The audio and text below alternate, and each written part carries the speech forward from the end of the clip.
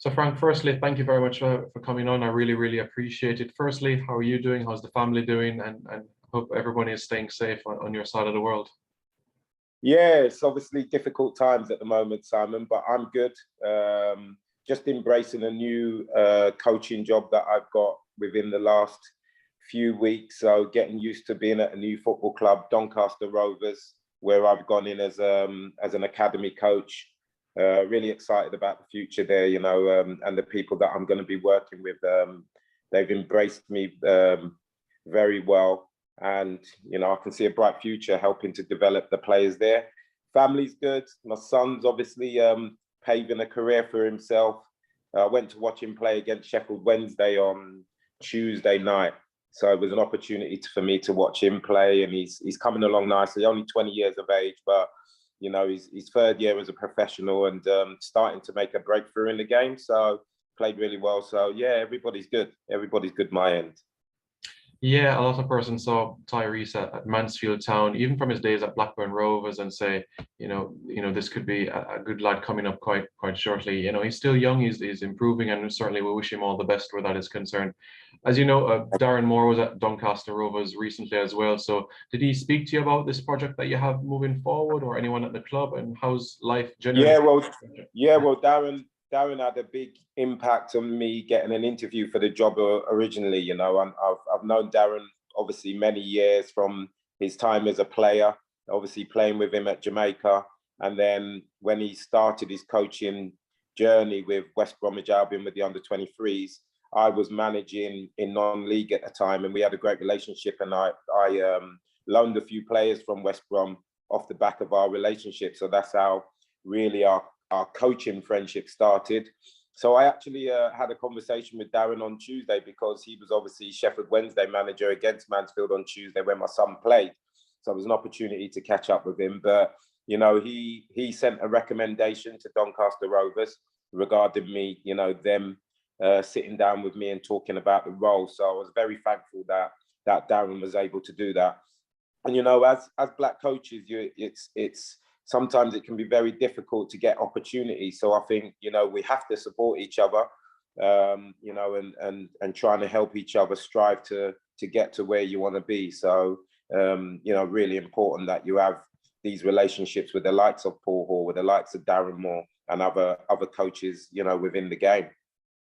Yeah, and picking back on the journey you had with Jamaica, of course, playing in the 90s and the early 2000s, not many people could say they made their debut against Brazil and ended their career against Brazil, so it's been quite a journey. Yeah, yeah, absolutely. That's the pinnacle of football, really, international football, playing against an international giant like Brazil. Obviously, made my debut in the Gold Cup against Brazil, and I didn't know what to make of it when I first obviously joined the Reggae Boyz, because coming from being English based and following the team from afar. But when the manager Rennie Samoes at the time, coach Samoes, got in contact with Chelsea Football Club and my agent to say that he was interested in me being a part of the Reggae Boyz, I wasn't sure how to take it, because I didn't know how seriously football was seen in Jamaica at the time. And me playing in the Premier League for quite a few years and having a reputation as a top player over here, I had to really think about the situation. But two things that made it very clear to me how important it was to play for Jamaica. One was my family, obviously, Jamaican-born parents and my brothers and sisters, etc. Very excited about the opportunity that I was going to take on to, help the footballing nation go forward.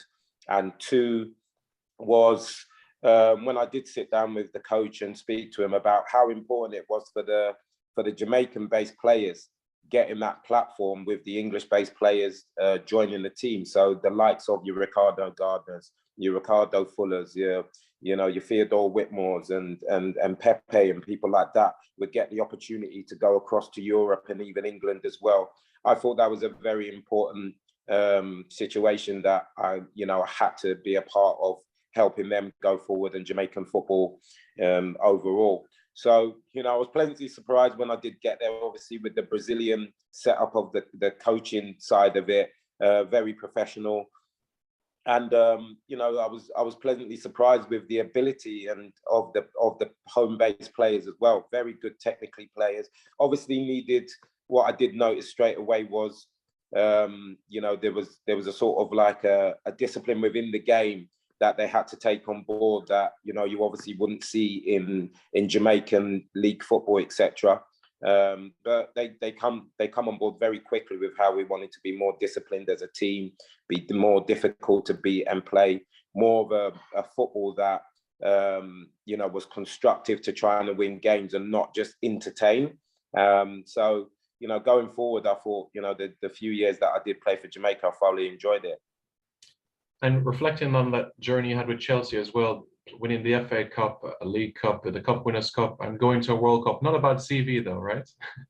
No, obviously, probably the height of my career was within 1997 to probably the end of 98, 2 years where I won 3 very good trophies at Chelsea Football Club, played in a World Cup, and then off the back of the World Cup, had a 2 million plus move from obviously Chelsea to Leicester City as well. So really exciting times. I didn't obviously want to leave Chelsea, but if there was needs must where the coach, made it quite clear that I wasn't going to play as much and become a squad player. And that was something that I did not want to do because, I'd always been in my career since probably my second season at Chelsea. I've been a regular in the team for all those years, and I just couldn't see me being a bit part player going forward. So I took the opportunity to go to Leicester City instead. And, I suppose you can call it being a small fish in a big pond, going to becoming a big fish in a little bit of a smaller pond, but thoroughly enjoyed the responsibility. Absolutely. And that journey that you had with Chelsea, winning trophies and being in that environment, how are the fans now today? Do they look back on you and say, Frank, and show you that respect that you gave to the club back in the 90s? We've seen you doing punditry and so on and so forth, but do the fans still remember that journey from 2 decades ago? Yeah, a long time ago now, Simon, but yeah. Absolutely. I've always felt like part of the club, even when I left, because obviously I joined Chelsea as an 11-year-old. I was a pretty much a local lad. I lived within, 3 miles of the football club and started supporting the club from the age of 9, and then obviously joined the club from the age of 11. So my relationship with the supporters when I was playing, I was always seen as one of their own. And especially, after I left the club and towards the end of my career, I started doing the analysis for games for Chelsea TV, etc., on the punditry side, and still felt like part of the club. So whenever I go back, I get a warm reception, and that relationship will never change at Chelsea, I believe. And many people have them tipped as favourites to go on and win the title this year. Do you share similar views based on the talent at the disposal of the manager now? Yeah, I think, obviously with Romelu Lukaku coming to the football club, I think that was the missing puzzle of the jigsaw that Chelsea needed. And I think there'll be real contenders this season. Thomas Tuchel's obviously came in after Frank Lampard and done a fantastic job in the transition of that. A lot of credit has to go to Frank Lampard for bringing in a lot of the young players and giving them the opportunity, the likes of Mason Mount and Tammy Abraham, and many others, Reece James, etc., giving them all the opportunity to break into the first team. I think Frank Lampard gets a lot of credit for that. And Thomas Tuchel's come into the club and taken it to another level, obviously winning the Champions League in his first season.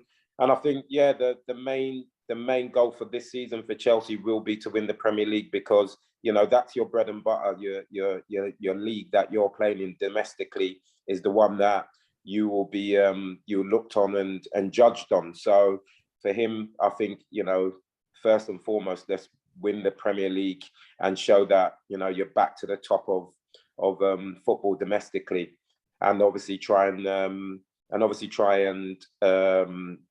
the Champions League again and defend that title that you've got.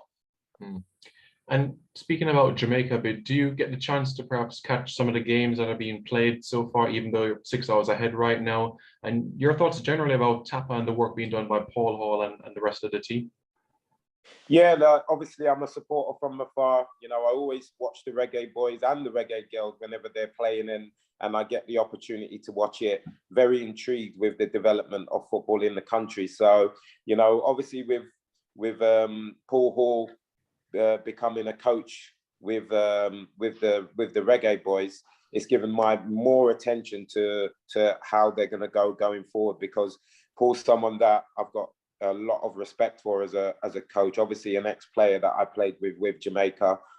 He's been at QPR for many years and learnt his trade. And you know, I've watched him work. I've been into QPR in between jobs to learn off of the coaches there and seen, you know, just the good stuff that's coming out of that football club.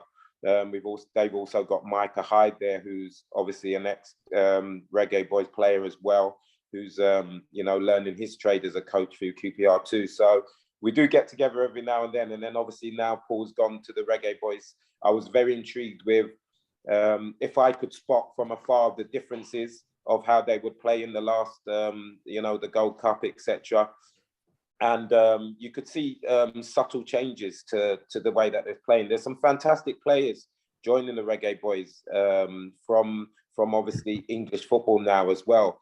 And I think that just shows the respect for the nation in football-wise, when Premier League players, household names, are prepared to join the Reggae Boys again. You know, it's been a long time since '98, when obviously the first influx of Dion Burton, Fitzroy Simpson, and Paul Hall as well first joined the club.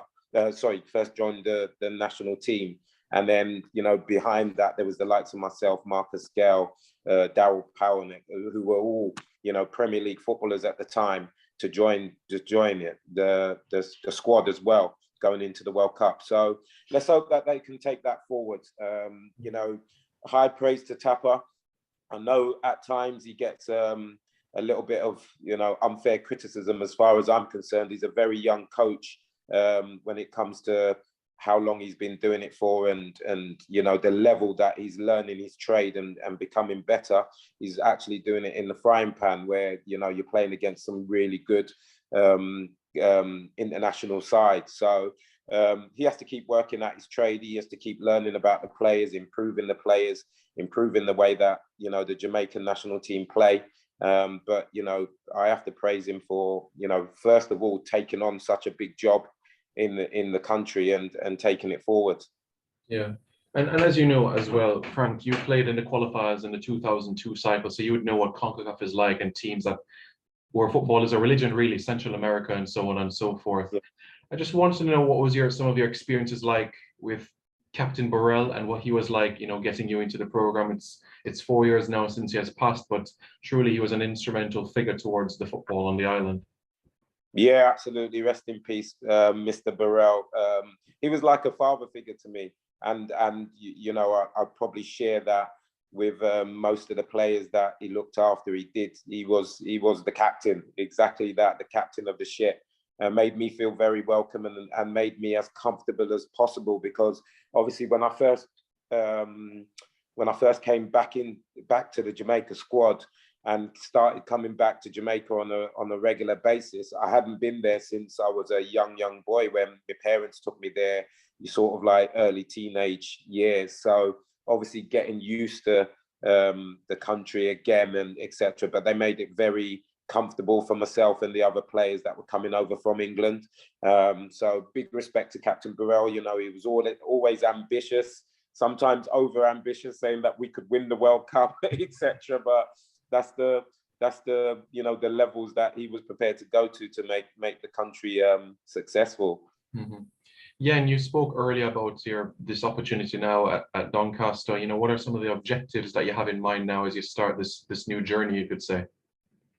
Yeah, well, it's obviously I've been in youth development for quite a few years now, working at Oldham Athletic originally, and then going on to Port Vale last season, where I was head of coaching development, which was a job where I was overseeing the under-18s all the way downwards through all the age groups, and being the bridge between the first team and the young players coming through.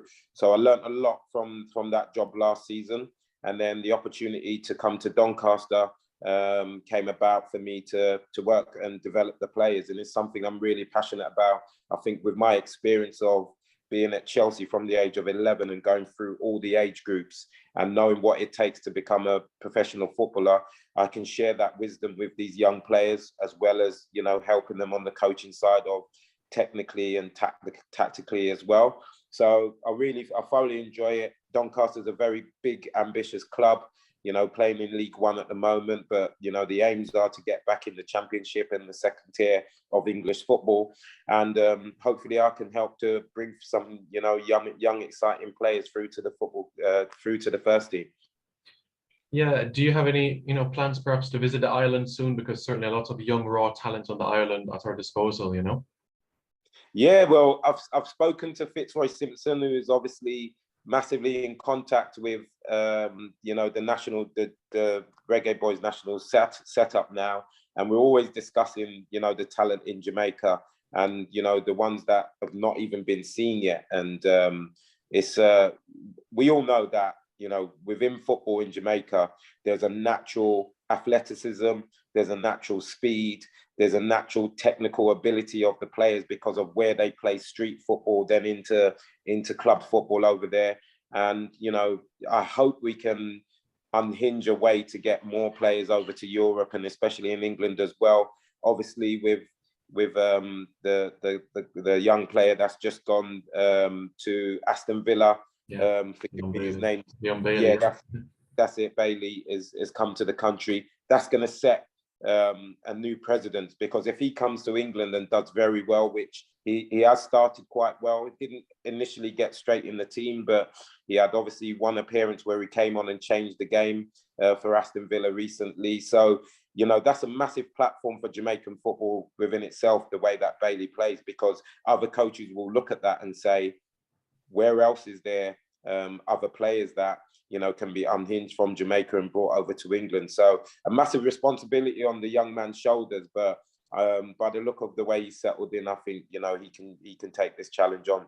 Yeah, I really appreciate your time, Frank. And finally, as you know, in the Premier League, of course, loads of players that have Jamaican heritage. As you know, England is, and London in particular, is like little Jamaica in that sense. As you know, you have Ivan Toney doing his thing at Brentford, so is Damari Gray at Everton. Certainly, would you feel like these key additions would make a massive impact to the national setup moving forward in the program? Oh, absolutely. And you can tell by just obviously Antonio joining the Reggae Boyz. For me, he was probably in the top 3 or 4 strikers in the English Premier League now, and probably would have got an opportunity to play for England one day. But he's taken it on board that he wants to represent, you know, his heritage and the country that his family are from. And, you know, I have to massive kudos to him for taking that on, because I know the situation that he would have had to have processed. Like, do I wait to see if I get the opportunity to play for England, or do I just go and make a massive impact in Jamaica? So full credit for him to taking that. And, you know, the other players that you've mentioned are all top players, world-class players that obviously, if you can get them in, but have the balance of still having the homegrown players amongst that as well, because what you don't want to do is just flood the Jamaican team with a European base of players. I think the blend and the balance has got to be right, and I think we had quite a good balance in '98 as well, with the homegrown players that were coming through and the English-based players that came to complement that. But what you don't want to do is have, you know, a full squad full of English-based players, because I think that defeats the object of trying to improve Jamaican football. Well said. Look, Frank, really appreciate your time. Thank you so much for coming on, and hopefully we get to meet up soon after this pandemic sort of ease downs in a sense, and all the best at your new project at Doncaster Rovers. No, my pleasure. Thank you very much, Simon.